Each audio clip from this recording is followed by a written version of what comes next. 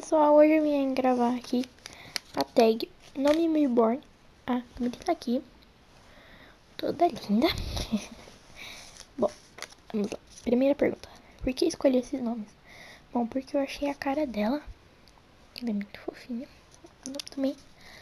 E, né, só. Por que escolhi esse nome? Bom, eu respondi essa pergunta na primeira pergunta, né? Aqui. 3. Quais os significados dos nomes?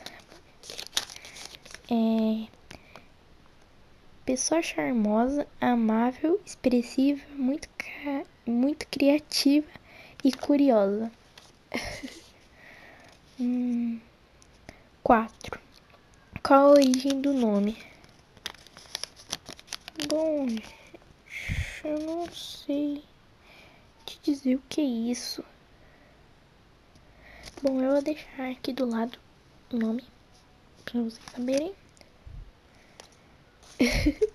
Bom, 5. Se não fosse esse nome, qual seria? Acho que é Alice. Eu achei a Alice muito lindo. E, né? Quem ajudou a escolher? Minha mãe. 7. Já pensou em mudar os nomes? Sim. 8. Qual o nome completo? Camille Vitória Munoz. Taguei 3 pessoas. Bom, gente, desculpa aqui a pausa.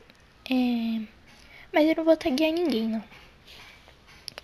Porque não tem ninguém pra taguear. Bom, se eu fosse taguear, eu vou taguear o Lulu Reborn. Mas eu acho que ela parou de gravar vídeo. Então, tchau.